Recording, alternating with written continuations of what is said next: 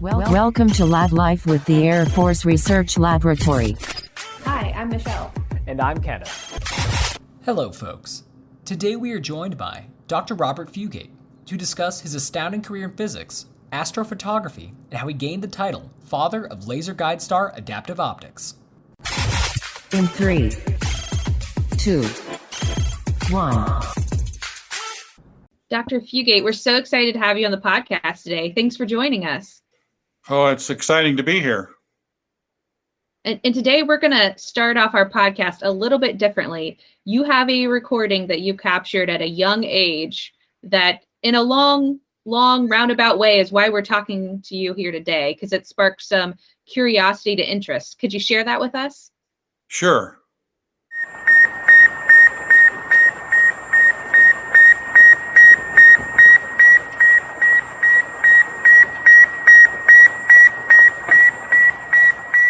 So what did we just listen to? That was Sputnik 1. I recorded it on my amateur radio receiver in 1957, in October, actually, of 1957, just after the launch. And it was broadcasting on set frequencies. It was really quite a smart move on the Soviets' part to put it out so that amateur radio operators all over the world could hear it. That's amazing. So how did you originally get the idea to listen? Did you hear that it was going to be passing overhead, or was this more of just a interest that hopefully you could catch something when it did? Oh, yeah. We were, when it happened, it was a big surprise. And I was like 13 years old, and I hung out with a bunch of my sort of nerdy friends, and we followed a lot of this sort of thing. In fact, you know, Arthur C. Clarke, who was a science fiction writer, in 1945, he proposed the idea of geosynchronous satellites to broadcast TV signals. So we were aware of that. We were aware that you could launch a satellite and have it circle the Earth. So seeing and hearing Sputnik was just amazing, because here was some theoretical idea that had become reality. And hearing it in your radio as it went overhead, you know, it faded in. It was very weak, and then it got stronger, and then it got weak again. It was just very inspirational. And seeing it with your naked eye, you could see it with your naked eye in the right conditions, and you certainly see it in binoculars. It really had a huge impact on probably my entire career, my entire life. I mean, I fully believe it. Hearing, like you'd mentioned, science fiction becomes science fact, especially within your lifetime, just seems like a lot of people just think like, oh no, I mean, flying cars, I mean, communicators, things that we see in like Star Trek is way off the future. But to see it happening already, and then, I mean, continuing from there, you're right, it has to be awe-inspiring and really get you inspired to join the career field. Like, hey, if they can do that, I would love to get myself up there too, or something I work on up there orbiting the planet. Like, that's, how cool is that to motivate people in such a way? Yeah, it was amazing.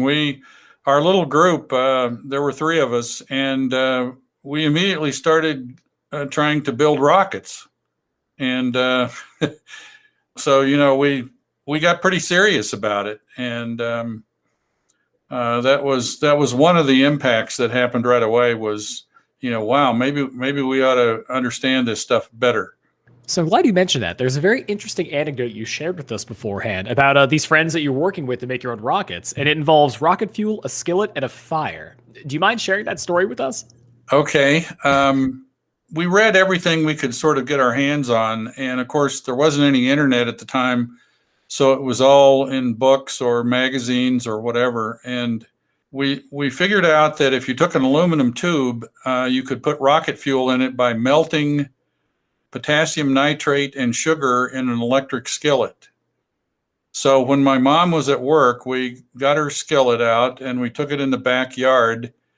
And fortunately, we were smart enough to do this outside. And there's a very small range of temperature between when it kind of becomes a liquid and when it flashes and starts burning. And we figured we could use a candy thermometer to keep it, you know, in that range. But apparently the thermometer was not calibrated, and things got out of hand, and the whole skillet went up, and got all black, and we spent the rest of the afternoon trying to clean her skillet up so she wouldn't know what we'd been doing. Fortunately, we survived.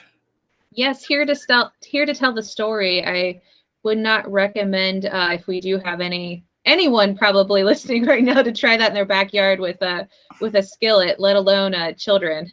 Yeah, that's right. Yeah, we probably shouldn't even be talking about this, but this was way before, the model rockets came along, and which are now quite safe and easy to use. And so it was back in the sort of pioneering days.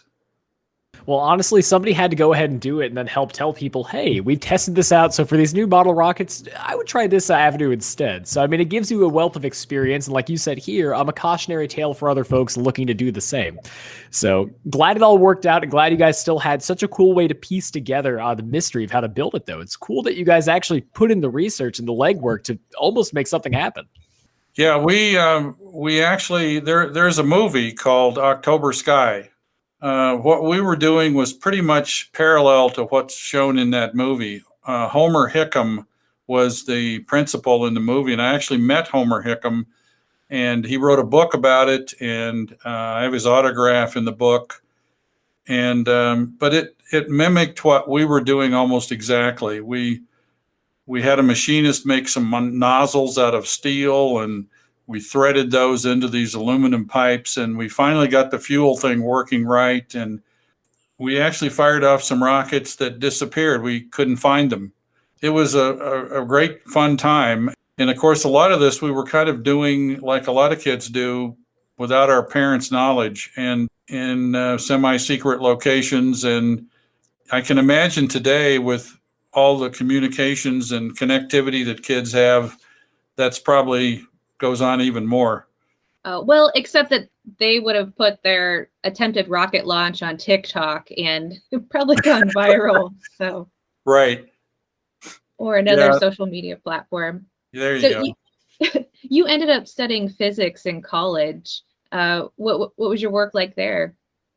My parents worked at the National Cash Register Company in Dayton, Ohio, and they had a 5-year actually, co-op scholarship that they awarded to an offspring of an employee, basically every year, to the University of Cincinnati. It was a great scholarship because it provided all expenses, provided a intern job, but I turned it down because I was more interested in what the fundamental things in the world were than the engineering aspects. So I, just like back when I was getting interested in ham radio from my father, I liked building radios and stuff, but what really fascinated me was how you could bounce this thing called an electromagnetic wave off the Earth and the atmosphere, the ionosphere, and have it travel, all the way around the world.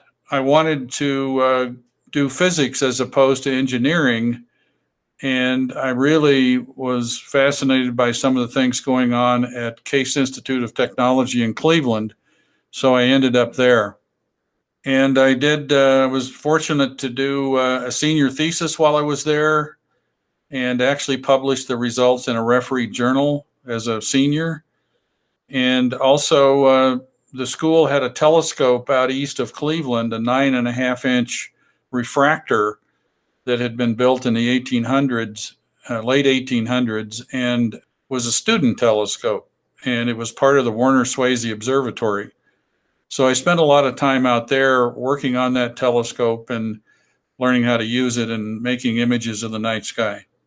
So during that time when you were still really getting used to using larger telescopes and using an observatory, what were some of the cooler findings you had, or cool moments that really connected you with the night sky, excuse me? Well, I don't know that, there wasn't any significant amount of research. It was just learning how to put a piece of film at the focus of the telescope and expose it properly, and how to keep the telescope tracking and not wobbling on the sky so that the stars would be pinpoint in shape and not trailed, and things like that. Having sort of hands on that equipment and trying to make it work and understand how it worked and what its problems were was really what motivated me. Yeah, put a lot of those fundamentals in your mind at the early stages there to make sure you could work on a lot of the higher range stuff we'll see, well, down the range here soon. Which, speaking of, going along your the training you had or kind of the schooling, we know you did graduate school at Iowa State next. What work did you do there? Kind of how did that continue your career in astronomy? Actually, it had little to nothing to do with astronomy, but I went to Iowa State because my thesis advisor, when I was a senior, suggested that I go work for a particular fellow at Iowa State, Clayton Swenson, because he said he was really good at training experimental physicists, and you need to go there and work for him. It also turns out that I applied for and won a NASA fellowship for my graduate school work, and so it was kind of a no-brainer. I got into school, I got the fellowship, I had a recommendation for Professor Swenson. And so I started, the summer I graduated from undergraduate school, I moved to Iowa. Well, the first thing that happened was I got married. Then I moved to Iowa. A lot of stuff going on. It was a very useful experience working for him because I did a thesis in low temperature, high pressure physics. And it had to do with the thermodynamics of the solid, kind of an oxymoron, solid noble gases, in this case neon, and its isotopes. And I measured the constant volume specific heat, which was an experiment that involved temperatures near absolute zero and pressures of 200,000 psi. And I built all that equipment because that's what he insisted. And he said, if you're going to someday direct research, you really need to learn how to do it. And that was a great lesson for me in my career because it paid dividends the rest of my career. Yeah, I'm just trying to wrap my head around the idea of you said you built, or I really gathered a lot of these experimentation devices and a means to actively go into your thesis. Like, what actually went into building this? Was it a team effort or really just you kind of solo working at a lot of these devices? No, it was just me working. I learned all kinds of techniques. I learned how to work in a machine shop. I learned how to silver solder. I learned high vacuum systems. So today, even now, that pays off because if I need to do some kind of plumbing repair in my house, it's a piece of cake. The students that worked for Professor Swenson, we worked in the basement of the physics building because it was low temperature physics and you want to minimize vibrations and stuff. But we had a reputation that if you really wanted to get something done, you would come and ask some of us because we had hands-on experience about how to do things. When we built all of our instrumentation, we pretty much did it all from scratch, except for a few essential high precision instruments. We built all our own electronics as well. So it was a great education in terms of, as he said, learning how to do research. And what's really cool there too is the fact that, like you mentioned, being part of every step of the process, building the electronics, soldering everything, knowing how everything works in a very innate manner means when things go wrong, even later down the line, you'll be like, wait a minute, I built one of these before. I think I know how to fix this, or at least I think I know what may be causing this error. So like you said, this hands-on approach, which we've seen from the beginning with the rocket fuel work all the way till now, like really helps shape your career to be prepared for, well, a lot. Yeah, that's right. When something is not quite right, when you have a problem, when you're trying to do a research project, you always have a problem. And I think what I learned in graduate school was techniques for how to solve those problems, whatever they are in whatever field they are. It's sort of a general approach. So it was great advice from my thesis advisor to work for Professor Swenson. He was a formal sort of guy. He was educated at Oxford in England, and he maintained sort of a formal relationship with his students. I think that's a lot different these days. But I never really knew what he thought of me and my work as I went along for nearly 4 years working with him.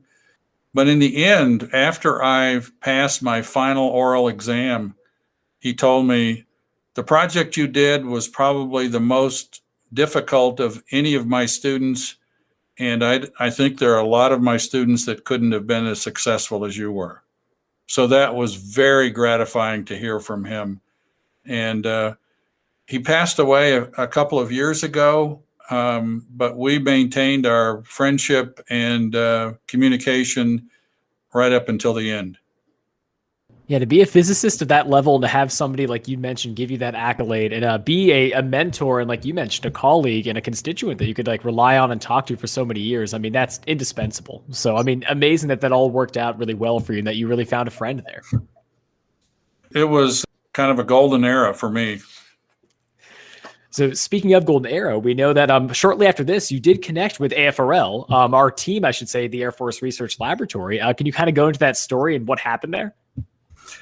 Well, when I graduated, coming up to graduation, it was kind of that was in 1970, and it was kind of a PhD physicists were kind of a glut on the market. What I really wanted to do was stay in academia and be a teacher, but there were just no positions and very few in industry.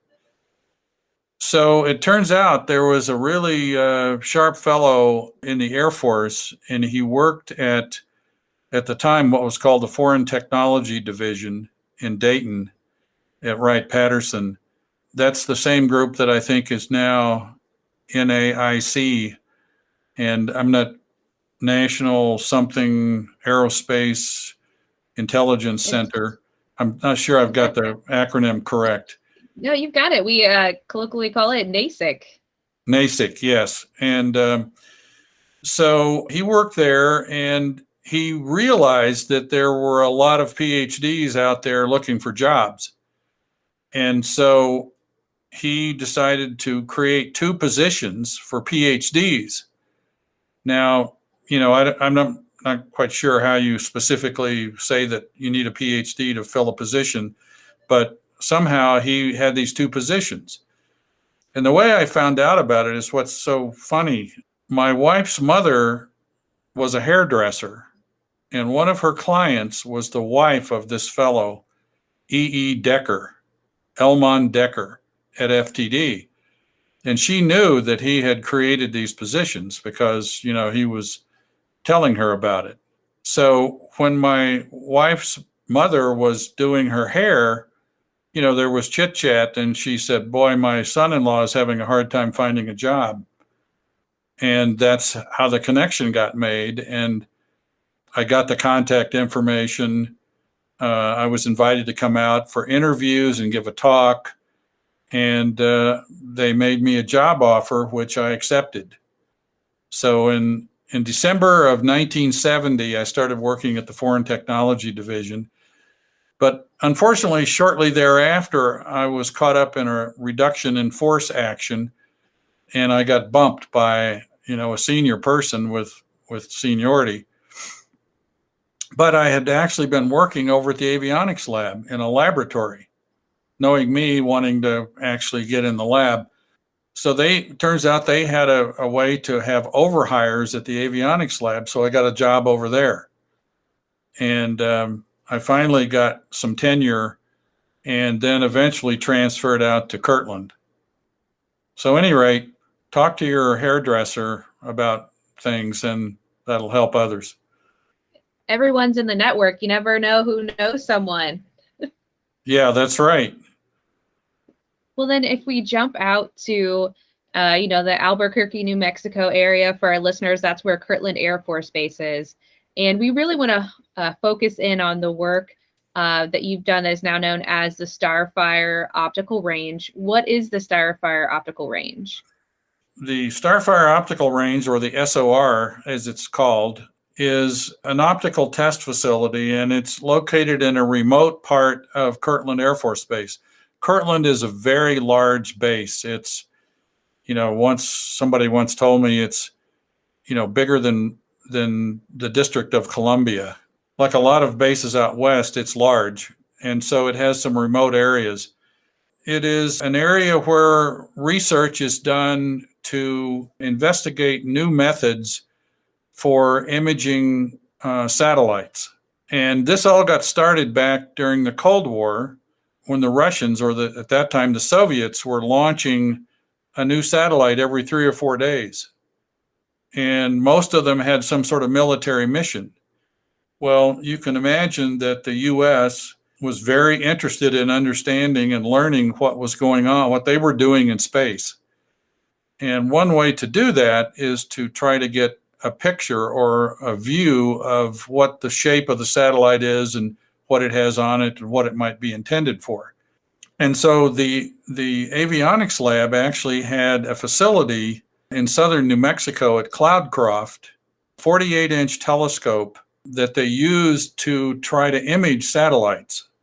It actually had a mode in which a person could ride on the telescope, look through an eyepiece under a great magnification, and try to discern what the satellite looked like.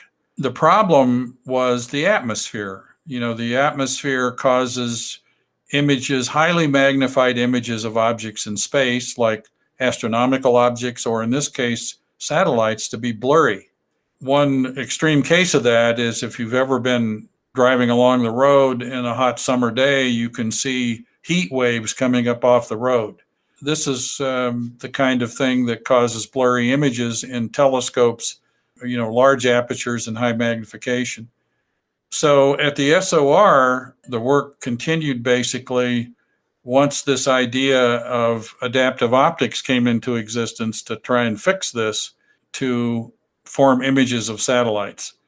Kind of a long explanation, but the SOR is basically an optical research and test facility for doing what's now called space domain awareness. So you just touched on something big there that folks within the know have obviously heard before. Many of our listeners may be unfamiliar. So you were mentioning and talking about adaptive optics. And from what we've heard in the community and talked to a lot of folks, you've been called the father of laser guide star adaptive optics.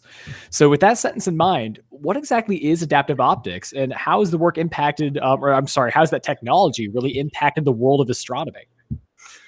So the idea of adaptive optics is, if I could somehow measure the distortion of a light wave that has just come through the atmosphere from an object in space, and I'll try to explain that a little more in a minute. If I could somehow measure what that distortion is, and oh, by the way, that distortion changes hundreds of times every second.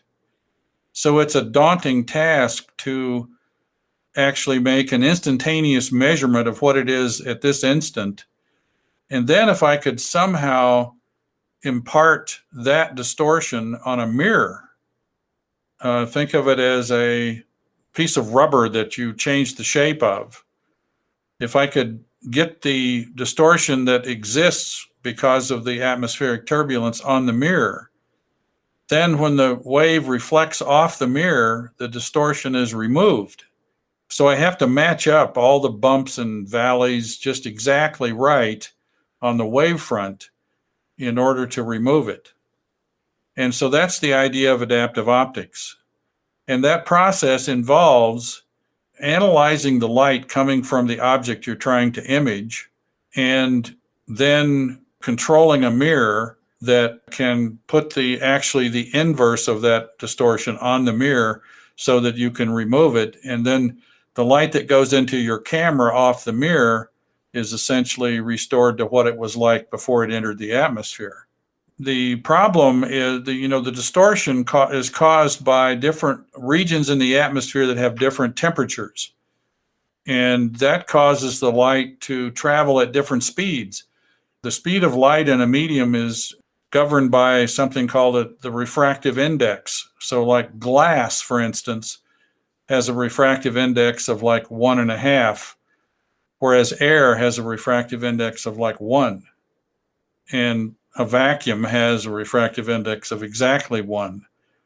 So as the light travels into media of different refractive indices, it slows down. If the refractive index gets larger, the light moves slower. So in the air, if the light enters a pocket of air that has a different temperature than its neighbor, it may get slowed down. And so one part of the wavefront gets ahead of another part, and that creates a distortion, a crinkliness, a uneven surface, a non-flat surface. the adaptive optics process tries to measure that crinkliness and put the inverse of that on the deformable mirror, a mirror whose surface you can control by electrical signals and correct it. So I don't know if that is too complicated an explanation, but that's kind of how adaptive optics work. You measure the distortion, and then you control a mirror that puts the inverse of that distortion on the mirror for that instant and correct it. Well, for some of our listeners, that might have been at a 101 level. For me, it felt like a 103, but I'm tracking that this was a huge deal. I think that Kenneth had a really great analogy when we first met you and talked to you about, this advancement in adaptive optics really wasn't just an inflection point. It really revolutionized of the capabilities that our country had. Ken, you're the history major. What did you reckon it to? So we were talking to another constituent of yours, Dr. Fugate, Dr. Drummond, and the way he put it was this discovery was one of the biggest things that's happened in astronomy the past 400 years. And I was like, so that means he's like the modern day Galileo? And he was like, yeah, kind of. So I want to touch back with what we mentioned. So again, you have that name, the father of laser guide star adaptive optics. What earned that title? What work did you do directly with this to earn that honorific? Yeah, I think the key there is laser guide star. And while the idea of adaptive optics was originally introduced by an astronomer, a guy named Horace Babcock, who worked at the Palomar Observatory, in a paper back in 1955, it wasn't exactly what we see now in a modern day adaptive optics system, and in fact, we didn't have the technology at that time to implement his idea. But his idea was just what I described, measuring the distortion and then deforming a mirror to correct it. And we just didn't have the wherewithal to do it. But 20 years or so later, the technology had developed to the point where it could support that. The issue is in the measurement. If the object you're looking at is very faint, and astronomers, of course, are really interested in really faint objects, there isn't enough light to make a measurement in time to make the correction. What I mean is you have to collect, for a very faint object, you would have to integrate long enough to make the measurement. And while you're integrating over that period of time, the atmosphere is changing. So you haven't been able to keep up with the changes and the system won't work. So what you need is an artificial source in the sky that's in the same direction of the object that you're trying to look at. And that artificial source is bright enough that you can make the atmospheric distortion measurement with it instead of the object you're trying to image. And so that's the idea of the laser guide star. You shine a laser in the sky, some of the light gets scattered back into your telescope from some range. And there's actually two methods for making a laser guide star. One is from Rayleigh scattering. This is scattering off of the molecules in the air, the oxygen and nitrogen in the air. And this process is actually what makes the sky blue. Rayleigh scattering scatters, the blue light, and you see it all over the sky.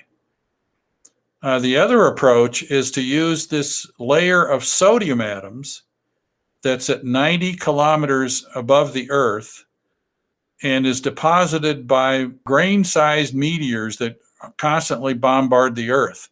The Earth picks up several hundred tons of meteor material every year or every month, or it's a lot of stuff coming in because of the gravitational attraction. So as it burns up, one of the constituents of these meteors is sodium.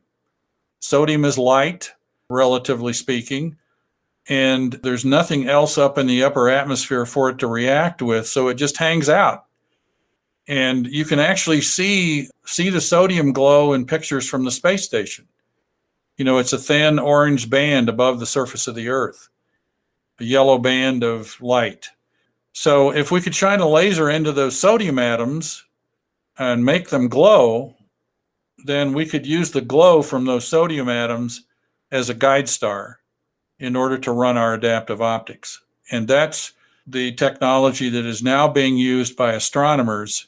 So my connection with all this is I did the very first experiment using a laser using the Rayleigh scattering approach to demonstrate that, yes, you could shine a laser in the sky, you could focus it, you could measure the light coming back from some distance, about 15 kilometers, into your telescope and actually measure the atmospheric distortion with that laser spot.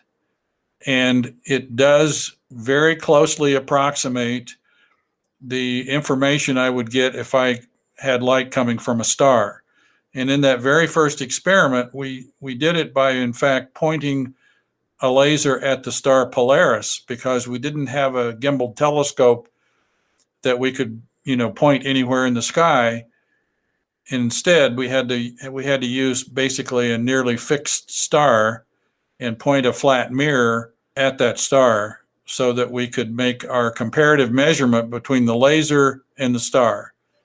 And the time we did this, which was in 1983, all of this was classified. And it was being done under a project for DARPA, and they had classified all the technology, and it remained classified until 1991. And to think that the North Star, the guiding star, was still there to do exactly that, and your a lot of the experiments here is still really cool. Like basing a lot on what humans have been looking at for generations to help us kind of work on this adaptive guide star optics. It all fell into place basically, and today all the large telescopes that are in use by astronomers are using this technology.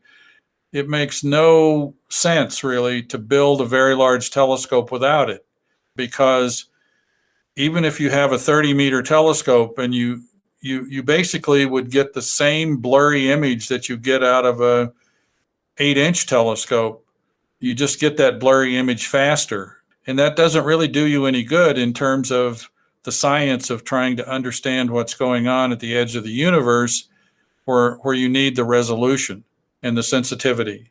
For instance, if you have a laser guide star on a large telescope, the sensitivity of the telescope, the amount of time it takes to get to a certain signal to noise ratio of a very faint target, that sensitivity increases as the fourth power of the diameter of the telescope if it's corrected with laser guide star adaptive optics.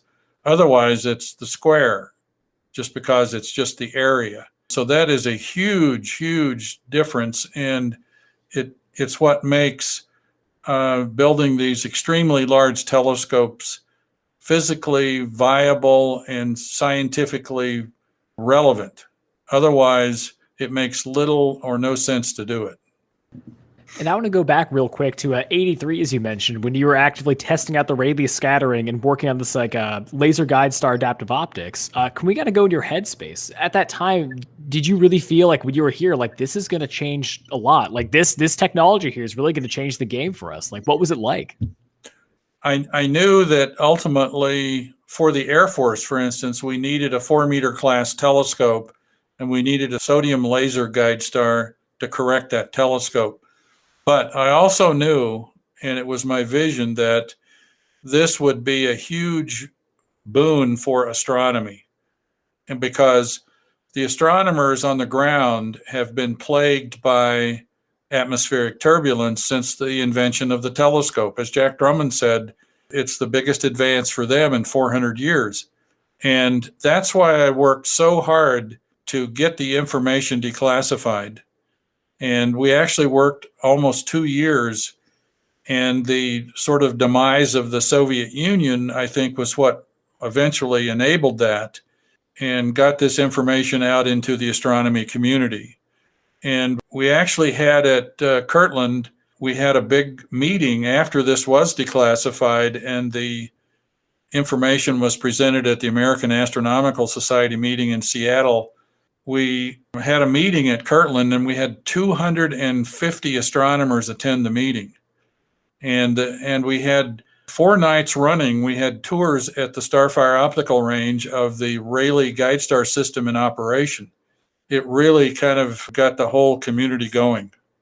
And speaking of the community and these advancements, so something more just out of our curiosity and kind of help inform our listeners, can this technology be used to like check out and track exoplanets or even find habitable worlds for humanity to maybe settle later on in the future? Yes, absolutely. There is high performance adaptive optics now being used on the largest telescopes to survey and directly image exoplanets. And furthermore, to measure using spectrometers the constituents of the atmospheres of those exoplanets. So we're looking for things like carbon dioxide in the atmosphere. Can we find one of those planets that has an atmosphere that is, for instance, similar to Earth? Or would it support carbon-based life, for instance? And this technology is essential and critical, and the enabling factor that enables us to basically look for life on other planets. So I probably have to ask the question, do you think that we'll find life on other planets? Well, I'm actually involved in another project now called Breakthrough Starshot, which intends to send a lightweight probe to Alpha Centauri by accelerating a sail, a light sail, with a very high-powered laser. It will take 20 years at 20% the speed of light to get there, but it's an investigation into whether the technology is able to support such a thing right now. That whole effort is really aimed at finding life elsewhere. And what's amazing is we haven't found it yet. So it really, on the one hand, it makes you think, are we in such a unique situation here on Earth that life just, the conditions just aren't right elsewhere? But on the other hand, if you look at all the opportunities for it to be right in the universe, or even our own galaxy, the Milky Way, you kind of have to go with the statistics and the odds and say, yes, surely there must be life somewhere else. And there might even be intelligent life. But, one of the things that intelligent life here on Earth hasn't been around very long. The universe has been around for 13.5 billion years. So, it's a small window, right? Where, we've come up, we've become intelligent, and now we're so intelligent that we're, maybe destroying our planet. And so if we end our civilization at some point, how long will it have lasted? Not very long compared to the age of the universe. And so being able to find another form of intelligent life that exists simultaneously with ours may be very, very small probability.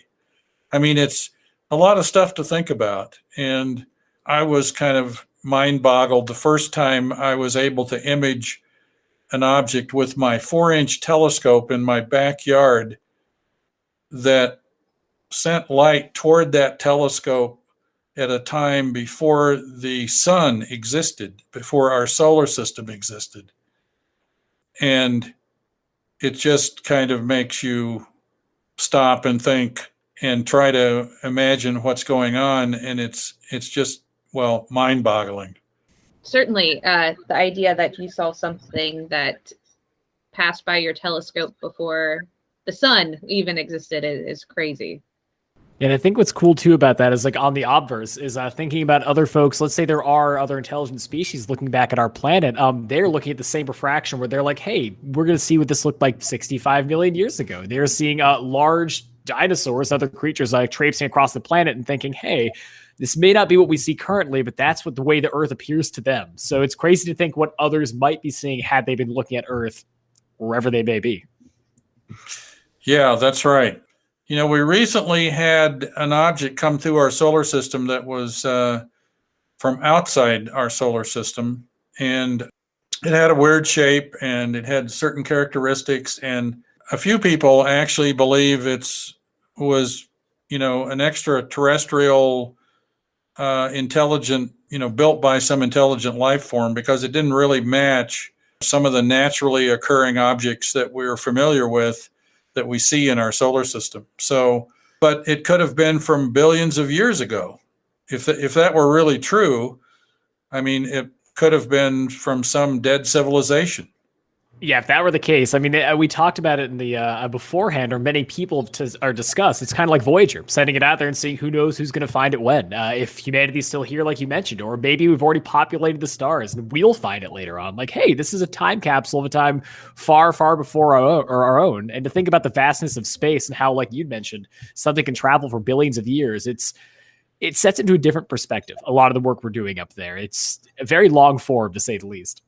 Yes. Which, speaking of the modern, like where we're at now, though, kind of catching up, what is some of the current work you're doing now then with AFRL? Are you still working with the Starfire optical range, or what does your day-to-day kind of look like?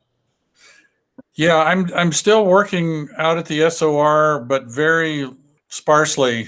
I'm just sort of staying on as a part-time technical advisor and consultant to various projects, and reminding people that, we tried that in 1997 and it didn't work, things like that. It's hard for me to let go because I put my heart and soul into the place and built a really great team of people. And it's the people that matter so much. And working with them and seeing their successes and progress. So I have that sort of connection, and hope that continues. As long as I'm making a little bit of a contribution and having fun, I'll keep doing it. Well, hey, we can definitely say you've made a big contribution, because one thing we didn't want to, we'd be remiss not to ask, is that you've had not only an asteroid named after you, but the very hill the Starfire optical range operates on bears your name. So we kind of want to know, now that you, like you said, you've been more of a mentor now and you're here helping out folks to keep this team together and answer questions. I mean, how does it feel to have that big an impact, especially in the area? Like, having these names honoring you, I mean, has to feel awesome. I guess so. I certainly appreciate it.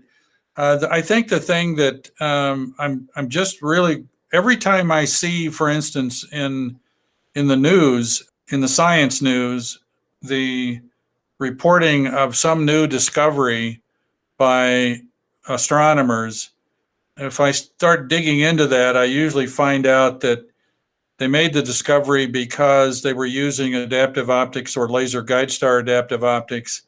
And that is so gratifying to me to see that we're learning so much about our universe and our place in it just because of that technology, and having had a role in getting it to work and transitioning it to astronomers is very, very gratifying to me.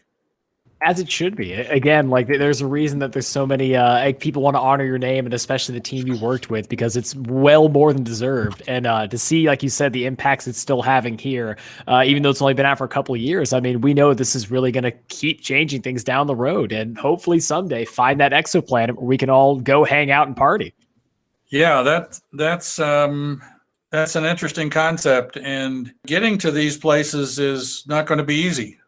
No, you're absolutely right. And something I kind of want to talk about there too, like, speaking of these awesome places out there above our heads, a conversation that we had before that I think would really interest people is this idea of astrophotography, something that you very much enjoy and are very well known for. So can you kind of talk about what it's like to get into astrophotography for folks who may think it's intimidating? It's a broad spectrum of what you can do. I mean, if you have a DSLR or a mirrorless camera, you can start by just setting it on a tripod and making short exposures. You can get some great shots of the Milky Way. It helps to be in a dark location. You basically want to manually run the camera. You manually focus the lens. It's best to have a really fast lens, so like a prime lens, for instance. And that simple way to get started. Don't try to do really hard stuff at once. Just start simple. There are so many resources on the internet now for helping getting started. Another suggestion I would have is to find an astronomy club and talk to them, go to a star party. Astronomers quite often get together and set up their telescopes and compare notes, and a lot of that is visual observing, but some of the folks do astrophotography as well. That's, I think, a very useful technique is to get with an astronomy club, and they're more than willing to help you and to explain what they do and what they've learned. Yeah, and for our listeners, I think we're going to try to at least provide some examples of some of the amazing images that you have captured in our show notes on our website, the Lab Life podcast landing page on afresearchlab.com, so they can really just see, because these are, Ken loves puns. He would say out of this world, but yeah, great stuff. I just am continually amazed at, nature's art. I mean, if you just look at these as a form of art, it's just amazing. And something we kind of wanted to round the podcast out with, me being a very, kind of like we talked about earlier, like sci-fi, fantasy, things that really help inspire people to get in their fields. I'm a bit of a sci-fi geek myself, as many of the listeners know. And I think from what you mentioned at the top of the podcast, it's so important that a lot of people in the science community and folks that get interested start like listening or watching or reading sci-fi novels and just the medium itself at a young age. So can you talk about what the importance you feel that the genre has on scientific-minded people? And do you have any books or anything you'd say you'd recommend for folks who kind of want to get in the same headspace you may have, or kind of help garner your interest in the genre?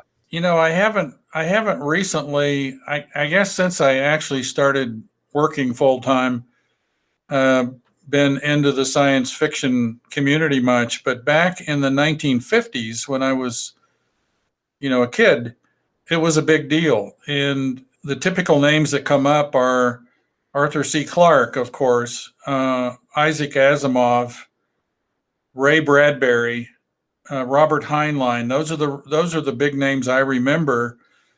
Arthur C. Clarke wrote, the one that had a really big impact on me was Childhood's End. And it was kind of contemporary, in that it starts out with the 1945 to 1950 era with the U.S. and Russia sort of Cold War scenario. And then suddenly these aliens show up and sort of transform everybody's thinking. And the big impact, was how it changed the children and transformed their thinking through their dreams, basically. And eventually, they got to the point where they'd like to go off with these aliens. And I still have on my shelf the first edition of Childhood's End. It's all, kind of wasn't printed on really great paper and stuff, so it's getting kind of old and brittle, but it's one of my fondest possessions today. The other thing is, like Ray Bradbury, he wrote a book called The Martian Chronicles, and it was about a man leaving Earth and going to Mars and actually encountering a civilization there, an old dying one, but it's kind of relevant to today. Because today we're talking about going to Mars, and so the interesting thing about some of the old science fiction stuff is some of it is becoming reality, and I think there's some lessons to be learned. Isaac Asimov wrote a series of books called Foundation, and it was about scholars and scientists trying to save the future. A lot of the science fiction was about the situation that civilization was in, and what might be done to fix it, to make it better, or to escape from it, or whatever. So one thing about it is it makes you consider and think things through more thoroughly.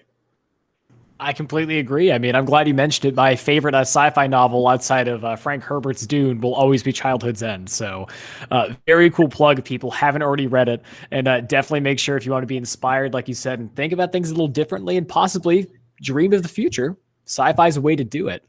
So we want to thank you for joining us, Dr. Fugate. It has been such a pleasure talking to you and such an awesome conversation. So thank you again. Okay, it was great to be here, and thank you so much for having me. Yeah, it was a real privilege. And for our listeners too, you gave us an AFRL Inspire talk in 2015, and we're also going to link to that into the show notes so they can hear even a little more of your story. Okay, thank you. Make sure to follow us on social media at Facebook, Twitter, LinkedIn, Instagram, and YouTube at AF Research Lab. And remember, stay curious. Logging off.